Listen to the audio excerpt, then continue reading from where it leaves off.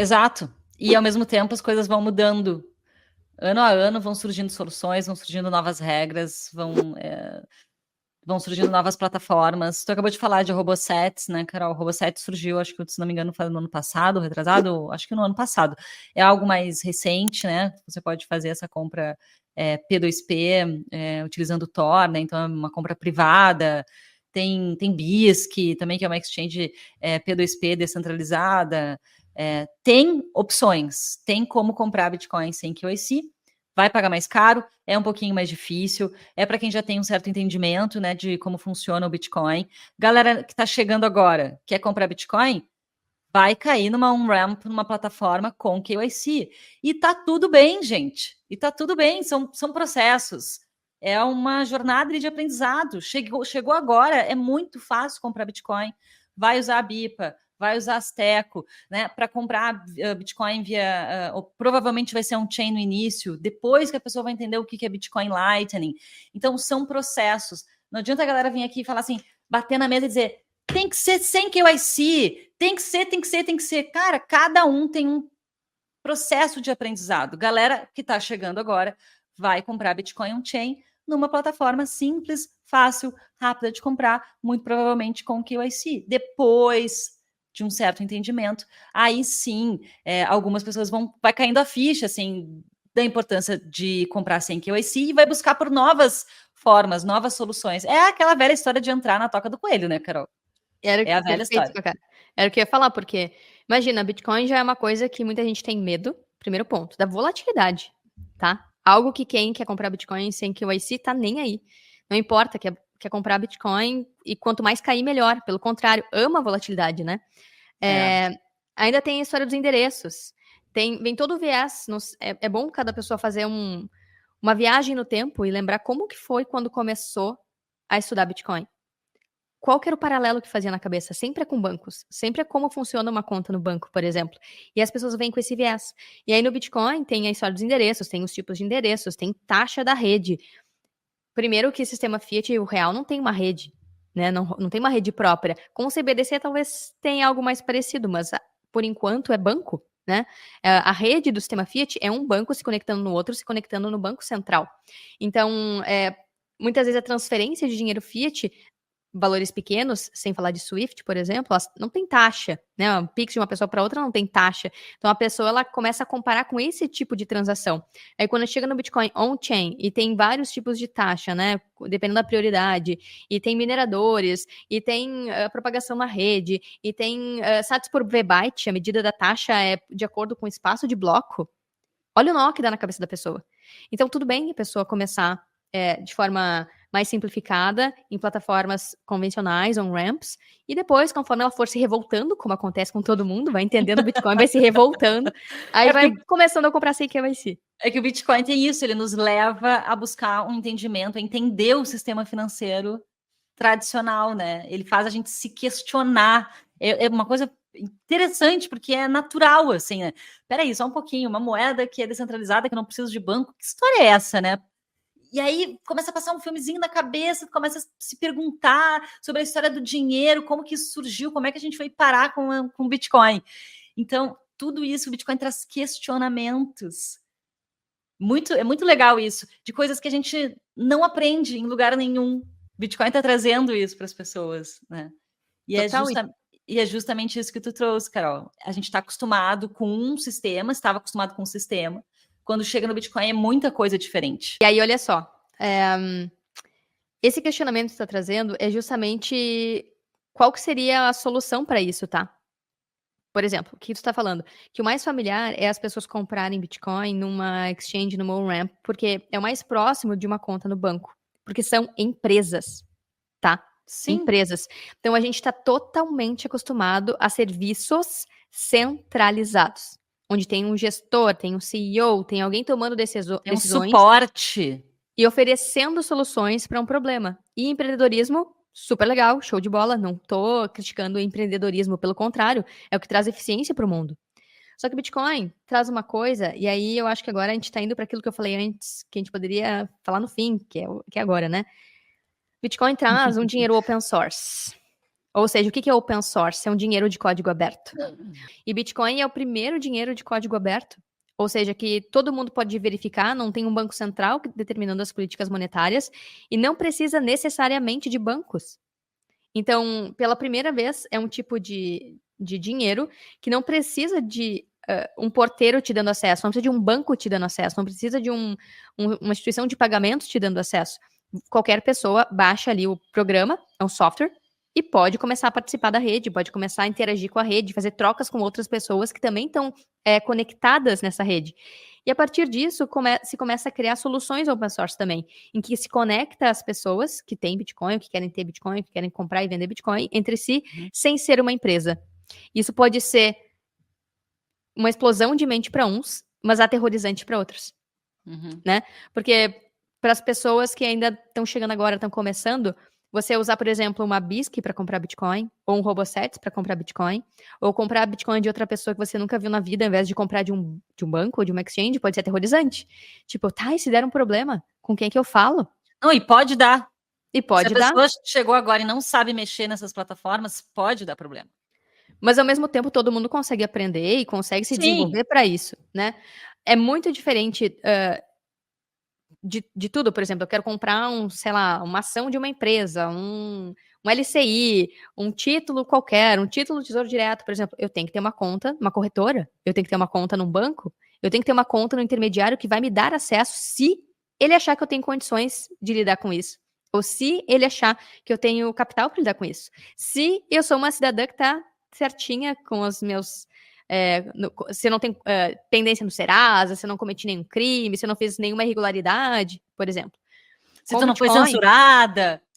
Se eu não sou uma ativista política que critica o governo e foi excluída do sistema e fechada todas as contas bancárias, como acontece com muitos. Exatamente, que estamos nesse debate agora, fortíssimo, não só aqui no Brasil, mas pelo mundo inteiro, assim, esse debate está forte. Sim. O Bitcoin não pergunta quem é você. Ele só pergunta, tá, tu tá usando um programa que segue meu consenso? Sim. Então tá, bem-vindo, bora lá. Pode receber Bitcoin, pode transacionar. Então isso é muito... Ele não exclui. Não exclui.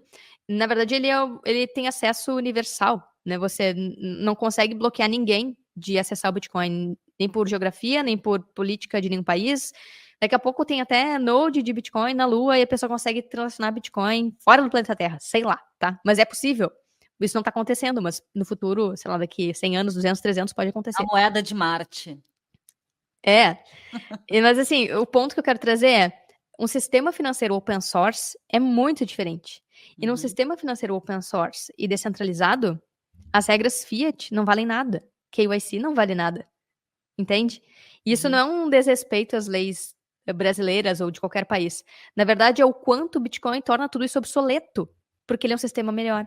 Ele dá acesso para qualquer pessoa, de qualquer lugar do mundo, e ela só precisa seguir as regras de consenso. E que, na verdade, se a pessoa cometer um crime num país ou outro, essa pessoa tem que ser investigada. Não o dinheiro que ela usa, não o meio ser, que nem tu falou dos vinhos, né? Não os vinhos serem quebrados, destruídos só porque, enfim, uma pessoa que queria, uma fraudadora estava usando aquele meio. Então, os benefícios do Bitcoin são muito maiores do que essas plaquinhas que colocam nele, né? De dinheiro para cometer crimes e tudo mais, quando a gente observa que, na verdade, menos de 0,1% das transações de Bitcoin são usadas para crimes. Na verdade, a maior parte dos crimes é cometido usando dinheiro fiat, usando bancos, inclusive, né? Tem até documentário sobre isso. Então, o argumento para se pedir KYC e essas regras, aí esse é o ponto que eu queria chegar. O argumento para se pedir esse monte de dados não é para evitar crimes. O principal argumento é controle. Controle da população. E aí, a próxima pergunta que vem, até onde esse controle vai? Ele pode ir para um lado muito extremo ou não. E aí, como a gente não sabe até onde vai, porque a gente não sabe do futuro, é por isso que a maioria dos bitcoiners se tornam paranoicos e começam, sim, depois de um tempo estudando e se aperfeiçoando, começam a comprar Bitcoin sem KYC em plataformas não correlacionadas ao Brasil, não correlacionadas a empresas brasileiras e comprando via P2P ou outras plataformas que existem por aí, ou recebendo como pagamento, que é a melhor forma de ter um sistema financeiro alternativo e mais rápido e fortalecer ainda mais a rede Bitcoin. E detalhe, Carol, comprar Bitcoin sem KYC não é crime nenhum. Não. Na verdade, não existe uma regra para isso, mas pode ser no futuro, né? É que algumas pessoas podem achar assim, por que que tá querendo comprar sem KYC? Qual que é o problema? Tá de má intenção, tá querendo usar esse Bitcoin para alguma coisa ilícita. Não é o caso, não é isso. Não é isso que está em jogo quando se fala de comprar sem KYC. Não é isso que está em jogo. Na verdade, comprar sem KYC é também se proteger. Totalmente, porque a gente não sabe que regras vão ser criadas no futuro, né? Aí a gente volta pro exemplo do ouro, que é o mais clássico, né? Ou até da poupança que o Collor confiscou. Se o Bitcoin tem na sua própria carteira, não tem como ser confiscado. Mas se você compra o Bitcoin via KYC, o governo tem informação do quanto de Bitcoin você tem. E aí você pode dizer que perdeu no acidente de barco, ou que perdeu as chaves e tudo mais. Mas aquele endereço, ou você vai estar sempre sendo monitorado para ver, quando gastar, vem gastou. Tu não disse que tinha perdido? E aí vem as multas e cobranças, né? Isso sem contar em... de volta ao exemplo do ouro, né? Forçar as pessoas a entregarem Bitcoin para entidades.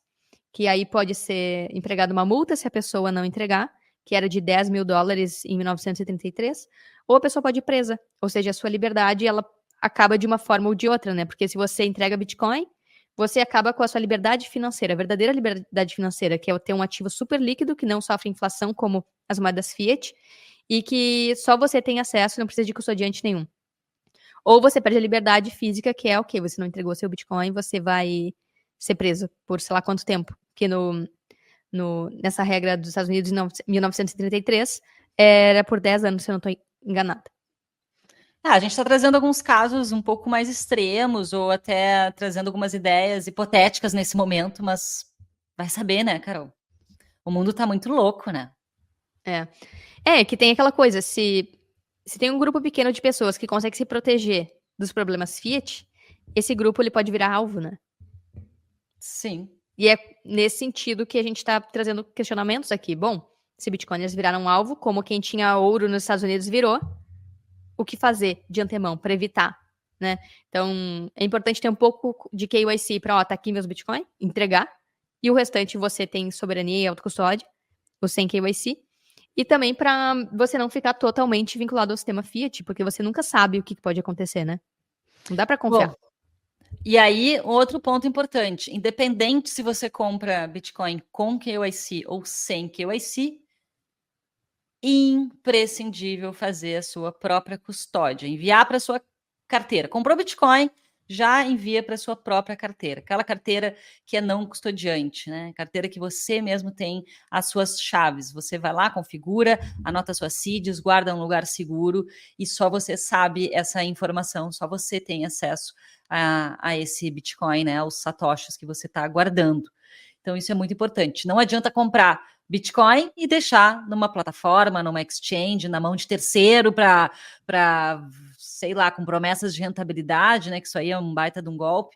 Então, assim, não adianta acreditar no conto da carochinha. Comprou Bitcoin independente, com KYC, sem KYC, tira dessa plataforma, de onde quer que esteja, e envia para sua própria custódia, para sua própria carteira. Não sabe como fazer isso? A gente ajuda. Tem vários vídeos aqui no canal. A gente tem o Bitcoin Starter, tem o outro curso que é o Carteira Bitcoin. A gente tem um monte de conteúdo para te ajudar a fazer todos esses processos, inclusive a comprar Bitcoin com KYC, sem KYC, de forma mais privada, mandar para sua carteira, enfim. A gente tem tutorial, aulas, cursos e vídeos explicando todos esses termos que a gente falou aqui hoje também. Maratona o canal, maratona aqui os podcasts, e você vai aprendendo. Se você chegou agora, você vai se familiarizando com esse universo do Bitcoin, que ele é diferente do sistema Fiat, como a gente comentou aqui hoje, e aos pouquinhos você vai compreendendo, entendendo e se jogando aí para dentro desse mundo do Bitcoin.